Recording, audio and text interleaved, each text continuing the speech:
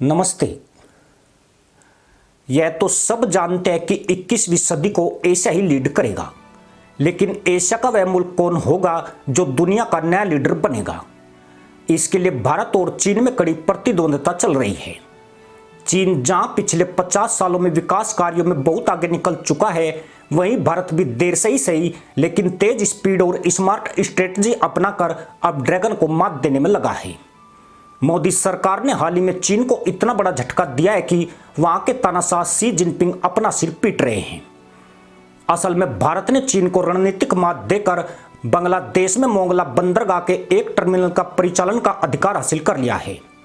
कहा जा रहा है कि यह भारत के लिए एक बड़ी कामयाबी है।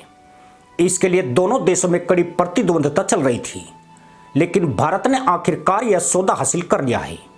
बंगाल की खाड़ी के मुहाने पर मौजूद बांग्लादेश के अहम बंदरगाह के परिचालन का अधिकार मिलने से भारत की समुद्री दौड़ को बड़ा बढ़ावा मिलेगा।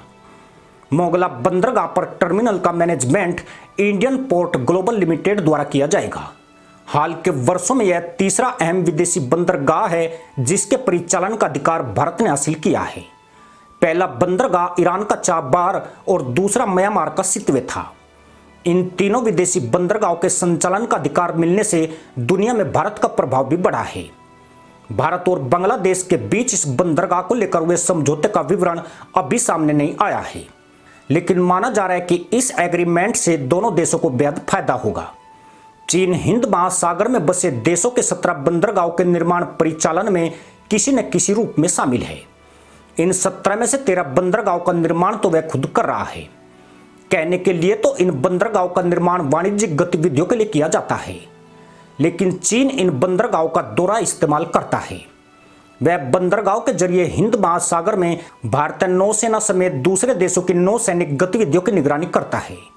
जरूरत पड़ने पर वह इन बंदरगाहों की सुरक्षा के नाम पर अपनी नौसेना को बुलाकर हमेशा के लिए पास के समुद्र में तैनात कर सकता है, जिससे भारत के लिए खतरा बढ़ जाएगा।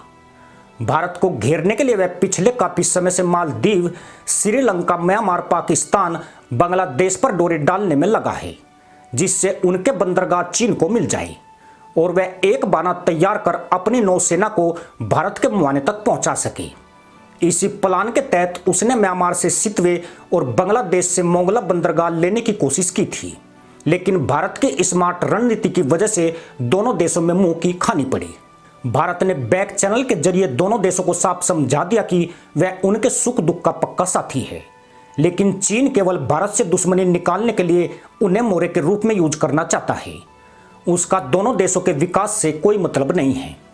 ऐसे में चीन को अपना बंदरगाह देकर वे भारत से स्थायी दुश्मनी मोल ले बैठेंगे और साथ ही अपना एक भरोसेमंद दोस्त खो देंगे। भारत की सीधी सपाट बात दोनों देशों की समझ में आ गई और उन्होंने चीन के प्रस्ताव को ठुकरा दिया। इससे चीन को करारा झटका लगा है। मोंगला पोर्ट मिलने से एशिया में भारत का दबदबा और बढ़ जाएगा। वह लगातार हिंद महासागर के पश्चिमी और पूर्वी किनारों पर अपना प्रभाव बढ़ाने में जुटा है। इसके साथ ही क्षेत्रीय सुरक्षा में अपनी भूमिका को मजबूत कर रहा है। चीन ने श्रीलंका का मनटोटा बंदरगाह 99 साल के लिए लीज पर लिया, तो भारत अब दक्षिणी निकोबार द्वीप समूह में नया सैन्य आर्थिक निवेश क्षेत्र तैयार कर रहा है। वहीं मालदीव के चीनी पाले में जाते देख वह उसके साथ सटे अपने लक्षद्वीप में नौसेना अड्डा तैयार करने में जुटा है, ताकि अगर चीनी नेवी ने कभी कोई हिमाकत करने की कोशिश की तो वह उसे अरब सागर में ही डुबो सके। हिंद महासागर के देशों में अपने पैर मजबूत करने के लिए चीन लगातार छोटे देशों को अपने प्रभाव में लेकर वहां बंदरगाह और ढांचागत सुविधाओं के विकास में लगा है।